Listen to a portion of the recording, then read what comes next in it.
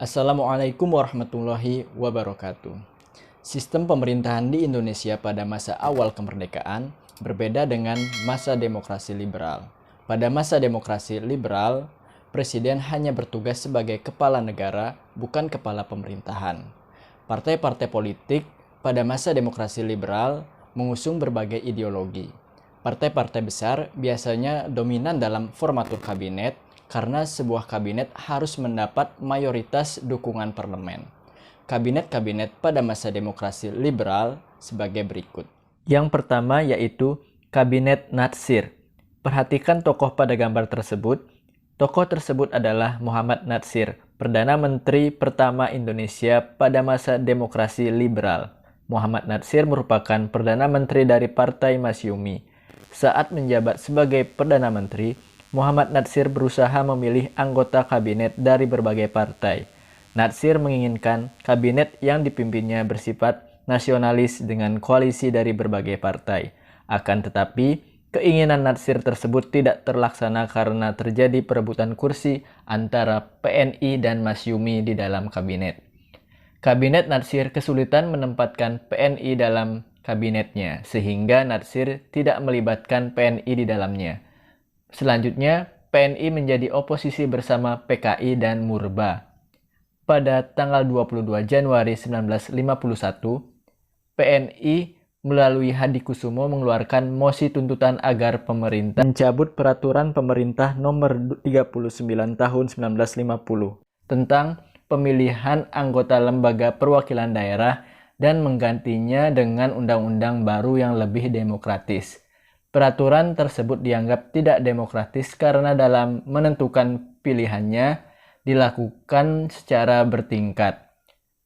Mosi Hadikusumo ini mendapat dukungan dari parlemen. Akhirnya, pada tanggal 21 Maret 1951, Natsir menyerahkan mandatnya kepada Presiden Soekarno. Selanjutnya yaitu Kabinet Sukiman. Setelah Kabinet Natsir berakhir, Presiden Soekarno menunjuk Sartono dari PNI untuk menyusun kabinet koalisi antara PNI dan Masyumi. Akan tetapi, usaha ini gagal dan Presiden Soekarno akhirnya menunjuk Sukiman dari Masyumi dan dibantu Suwiryo dari PNI sebagai formatur kabinet baru. Pada masa pemerintahan Kabinet Sukiman terjadi pertikaian politik antara kabinet dan parlemen. Pertikaian tersebut bermula saat Menteri Dalam Negeri Ishak Tjokro Adisuryo dari PNI menginstruksikan penonaktifan DPRD yang terbentuk berdasarkan Peraturan Pemerintah Nomor 39 Tahun 1950. Pada masa ini pula, Menteri Kehakiman Muhammad Yamin membebaskan 950 tahanan Stad van Oorlog en Beleg tanpa persetujuan Perdana Menteri dan anggota kabinet lainnya. Penandatanganan Perjanjian Mutual Security Act antara Menteri Luar Negeri Ahmad Subarjo dan Duta Besar Amerika Serikat Merle Cochrane menjadi penyebab jatuhnya Kabinet Sukiman. Penandatanganan tersebut berisi kesepakatan bahwa Indonesia bersedia menerima bantuan ekonomi, teknik, dan persenjataan dari Amerika Serikat berdasarkan syarat-syarat yang ditentukan MSA. Tindakan Ahmad Subarjo ini dianggap sebagai kebijakan politik luar negeri yang mendukung blok barat pada masa Perang Dingin sehingga dianggap menyimpang dari prinsip politik luar negeri bebas aktif. Akhirnya, Ahmad Subarjo selaku Menteri Luar Negeri menyatakan pengunduran diri. Pada tanggal 27 Februari 1952, Kabinet Sukiman menyerahkan mandatnya kepada Presiden Soekarno. Selanjutnya yaitu Kabinet Wilopo. Kabinet Sukiman diganti oleh Kabinet Wilopo. Kabinet Wilopo mulai bekerja sejak 30 Maret 1952. Kabinet Wilopo merupakan koalisi antara PNI dan Masyumi. Salah satu aspek menarik dari Kabinet Wilopo adalah penerapan sistem Zaken Kabinet, yaitu kabinet terdiri atas menteri-menteri yang ahli di bidangnya. Kabinet Wilopo mendapat dukungan lebih besar dibandingkan kabinet sebelumnya. Kondisi tersebut disebabkan oleh keikutsertaan PSI dan PSII dalam pemerintahan. Dengan berpartisipasinya PSI dan PSII dalam pemerintahan, aksi-aksi pemogokan oleh partai oposisi yang sering terjadi pada masa pemerintahan Kabinet Sukiman menjadi terhenti. Namun, ada berbagai permasalahan dalam Kabinet Wilopo, yaitu sebagai berikut. Yang pertama, krisis ekonomi karena merosotnya kegiatan ekspor dan impor yang semakin tidak terkendali. Yang kedua, muncul gerakan separatisme dan sikap provinsialisme yang mengancam keutuhan bangsa. Yang ketiga, terjadi peristiwa 17 Oktober 1952, yaitu peristiwa perselisihan internal dalam lingkungan Tentara Nasional Indonesia atau TNI. Kabinet Wilopo semakin tidak stabil saat terjadi peristiwa Tanjung Morawa. Dalam peristiwa tersebut, pemerintah melalui Menteri Dalam Negeri Ishak Cokro Adisuryo menyetujui perusahaan Daily Planters Vereniging mengelola kembali tanahnya di Tanjung Morawa. Akan tetapi, atas hasutan PKI, banyak petani lokal menduduki tanah-tanah tersebut. Aksi pendudukan tanah secara ilegal tersebut menyebabkan pemerintah mengambil tindakan dengan memerintahkan polisi mengusir petani-petani tersebut. Akibat peristiwa ini, Sidik Kertapati yang menjabat sebagai Ketua Sarekat Tani Indonesia mengirim mosi tidak percaya kepada parlemen melalui fraksi PNI. Mosi tersebut menyebabkan Kabinet Wilopo akhirnya mengembalikan mandat kepada Presiden Soekarno pada 2 Juni 1953. Selanjutnya yaitu Kabinet Ali Sastro Amijoyo I. Pada 30 Juli 1953, Presiden Soekarno menunjuk Ali Sastro Amijoyo I dari PNI dan Wongsonegoro dari Partai Indonesia Raya sebagai Perdana Menteri dan Wakil Perdana Menteri. Kabinet ini dikenal dengan nama Kabinet Ali Wongso. Kabinet Ali Sastro Amijoyo I ini berhasil mengukir sejumlah prestasi dan menunjukkan peran aktif Indonesia dalam kancah internasional. Salah satu keberhasilan kabinet ini dapat kalian perhatikan pada gambar tersebut. Peristiwa pada gambar merupakan pertemuan besar perwakilan dari negara-negara Asia dan Afrika atau yang dikenal dengan Konferensi Asia Afrika. Konferensi ini diselenggarakan oleh Kabinet Ali Sastro Amijoyo di Bandung, Jawa Barat pada tahun 1955. Selain mengadakan Konferensi Asia Afrika, Kabinet Ali Sastro Amijoyo I berhasil membentuk panitia pemilihan umum yang diketuai oleh Hadikusumo. Dalam mengatasi masalah perekonomian, Kabinet Ali Sastro Amijoyo I berusaha meninjau ulang utang pemerintah dan cadangan devisa negara. Untuk mengatasi masalah tersebut, Kabinet Ali Sastro Amijoyo I akhirnya membatalkan hasil konferensi meja bundar yang berkaitan dengan utang Indonesia terhadap Belanda. Kabinet Ali Sastro Amijoyo I harus berakhir sebelum berhasil menyelenggarakan pemilihan umum. Faktor utama yang menyebabkan jatuhnya kabinet ini adalah masalah pergantian pemimpin TNI AD yang dikenal sebagai peristiwa 27 Juni 1955. Pada 24 Juli 1955, Kabinet Ali Sastro Amijoyo I mengembalikan mandatnya kepada Presiden Soekarno. Selanjutnya yaitu Kabinet Burhanuddin Harahap. Kabinet Ali Sastro Amijoyo I digantikan oleh Kabinet Burhanuddin Harahap. Kabinet Burhanuddin Harahap terdiri atas 23 menteri dengan mayoritas anggota berasal dari Masyumi.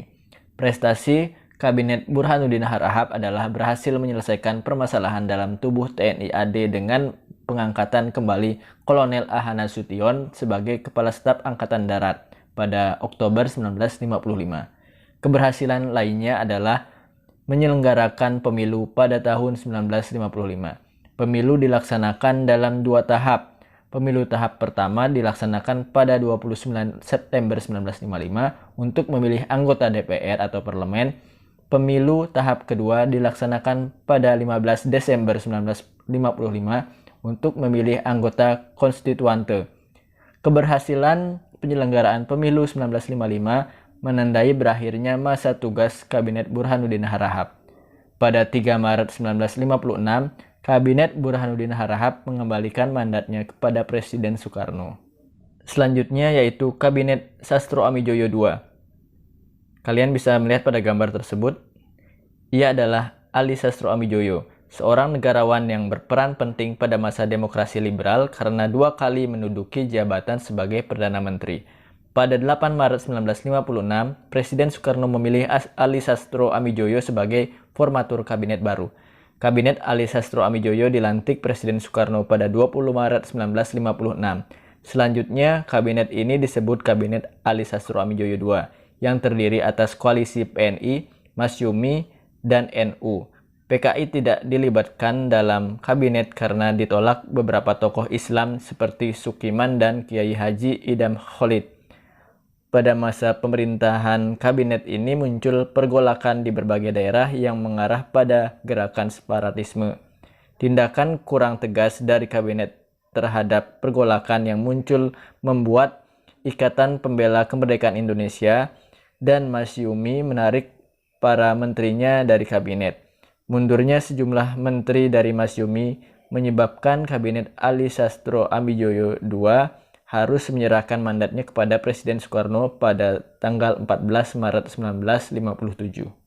Kemudian yang terakhir, Kabinet Juanda atau Kabinet Karya.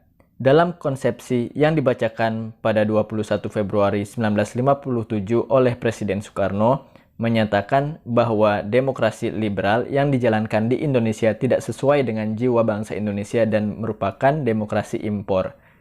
Presiden Soekarno ingin menggantikannya dengan demokrasi terpimpin. Konsepsi presiden ini menuai perdebatan di parlemen maupun di luar parlemen.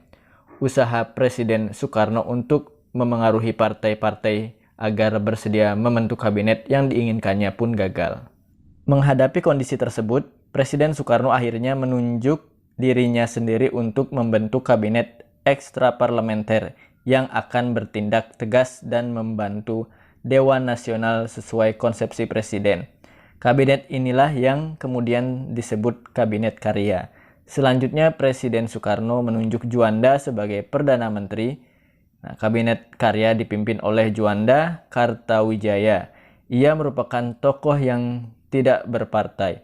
Dalam memimpin pemerintahan, Juanda dibantu 3 wakil Perdana Menteri yaitu Hardi dari PNI, Idam Khalid dari MU, dan J. Leimena dari Parkindo. Kabinet ini dilantik pada 9 April 1957 dan tidak menyertakan Masyumi dalam keanggotaannya. Kabinet Juanda menyusun program kerja yang terdiri atas 5 pasal yang dikenal dengan Pancakarya.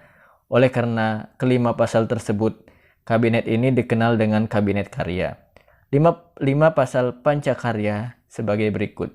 Yang pertama, membentuk Dewan Nasional, yaitu badan yang bertujuan menampung dan menyalurkan aspirasi dan kekuatan-kekuatan non-partai yang ada dalam masyarakat.